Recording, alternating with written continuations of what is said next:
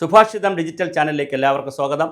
Supreme കോടതിയുടെ അതിബൃഹത്തായ ഒരു വിധി വന്നിട്ടുണ്ട്. അതിനെതിരെ അപ്പീലൊക്കെ പോയിട്ടുണ്ട്. പക്ഷേ ആ വിധി തൽക്കാലം നമ്മുടെ ഗവർണർക്കെതിരായിട്ടാണ് വന്നിരിക്കുന്നത്. അതായത് സിമാരുടെ നിയമനത്തിൽ, പ്രത്യേകിച്ച് ഡിജിറ്റൽ സർവകലാശാലയുടെയും സാങ്കേതിക സർവകലാശാലയുടെയും വൈസ് ചാൻസലർ നിയമനത്തിനുള്ള മുൻഗണനാക്രമം മുഖ്യമന്ത്രി തീരുമാനിക്കും. അത് ഗവർണർ അംഗീകരിച്ചാണ് കൊടുക്കേണ്ടതെന്നുള്ള വളരെ കൃത്യമായൊരു ഉത്തരവാണ് സുപ്രീം കോടതിയിൽ വന്നിരിക്കുന്നത്.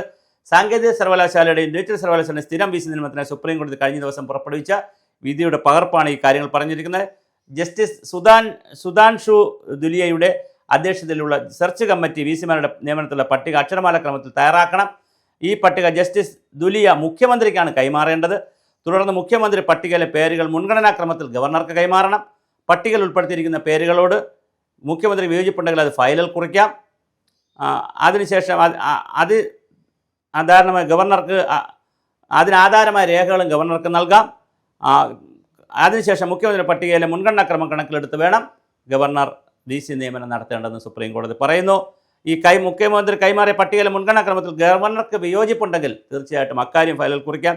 വിയോജനപ്പ രേഖകളും ചാൻസലർ ഫയലിൽ വയ്ക്കണം. സംസ്ഥാന സർക്കാരിന് ഗവർണർക്കും പാനലിലെ പേരുകളിൽ ഏകാഭിപ്രായം ഉണ്ടായില്ലെങ്കിൽ അക്കാര്യം സുപ്രീം കോടതി അറിയിക്കണം. ഇതാണ് കാര്യം.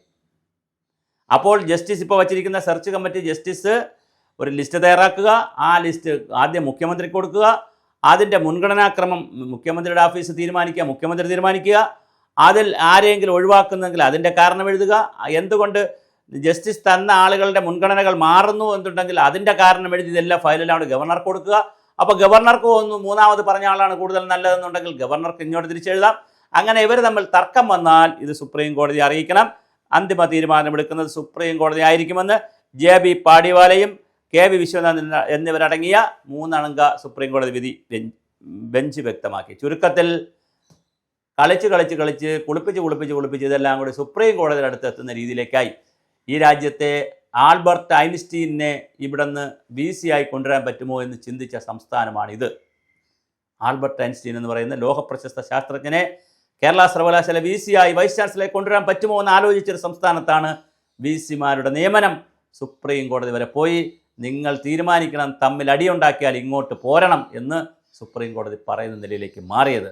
പണ്ടൊരു ഞാൻ പേര് പറയുന്നില്ല, യെ അന്നത്തെ മുഖ്യമന്ത്രി EMS നമ്പൂതിരിപ്പാടിനെ കാണാൻ സമയം ചോദിച്ചപ്പോൾ സഖാവ് EMS നമ്പൂതിരിപ്പാട് അന്നത്തെ പ്രഥമ മുഖ്യമന്ത്രി, ആദ്യത്തെ മുഖ്യമന്ത്രി കേരളത്തിലെ, അദ്ദേഹം പറഞ്ഞു, താങ്കൾ അക്കാഡമിഷ്യനാണ്, താങ്കൾക്ക് ഒരുപാട് തിരക്കുള്ള ആളാണ്, താങ്കൾ എൻ്റെ ഓഫീസിൽ വന്ന് മറ്റ് പ്രവർത്തകരും മറ്റാളുകളും വരുമ്പോൾ ആ അക്കൂട്ടത്തിൽ താങ്കൾ വന്നിരുന്ന് താങ്കളുടെ വിലപ്പെട്ട സമയം കളയരുത്, ഞാൻ അങ്ങോട്ട് വരും, താങ്കൾ സമയം ഫിക്സ് ചെയ്തോളൂ എന്ന് പറഞ്ഞ മുഖ്യമന്ത്രിയുടെ നാട്ടിൽ അവസാനം വന്ന് സിമാരെ നിയമിക്കുന്നത് ഒരു ഘട്ടമായപ്പോൾ എത്തിയത് എങ്ങനെയാണെന്നറിയാവോ? കാലിക്കട്ട് സർവകലാശാല മുസ്ലിങ്ങൾക്ക് ഭൂരിപക്ഷമുള്ള പ്രദേശമായതുകൊണ്ട് അവിടെ മുസ്ലിം കണ്ണൂരിൽ അങ്ങനെ ഒരു താല്പര്യമുള്ളതുകൊണ്ട് കണ്ണൂരുകാരായിട്ടുള്ളൊരു കോട്ടയത്ത് വരുമ്പോൾ ക്രിസ്ത്യൻ അത് പിന്നെ തിരുവനന്തപുരത്ത് വരുമ്പോൾ നായർ, ഈഴവ, നമ്പൂതിരി, ബ്രാഹ്മണ ഇങ്ങനെ തുടങ്ങി ഓരോ സർവകലാശാലകൾ പോലും ജാതിക്കും മതത്തിനും വർഗത്തിനുമൊക്കെ കൊടുത്ത്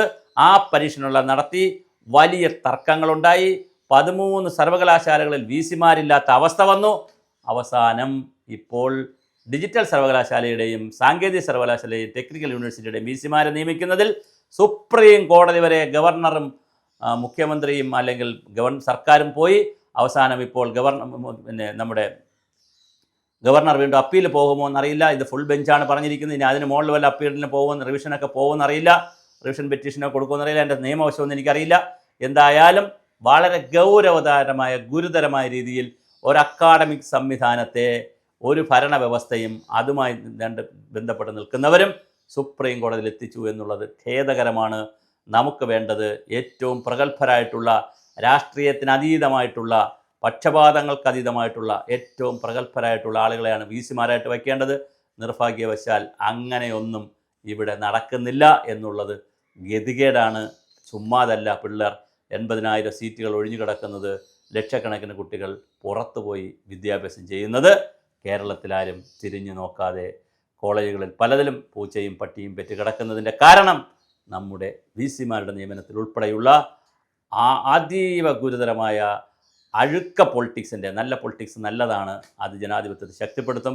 വ്യക്തികൾക്ക് വേണ്ടി നടത്തുന്ന അഴുക്ക പൊളിറ്റിക്സിൻ്റെ കൂടി ഭാഗമായിട്ടാണ് ഈ ദുരന്തം വന്നിട്ടുള്ളത്. ഈ ദുര്യോഗത്തിൽ ഇപ്പോഴിതാ സുപ്രീം കോടതി സീരിയസ് ആയി ഇടപെട്ടിരിക്കുകയാണ്.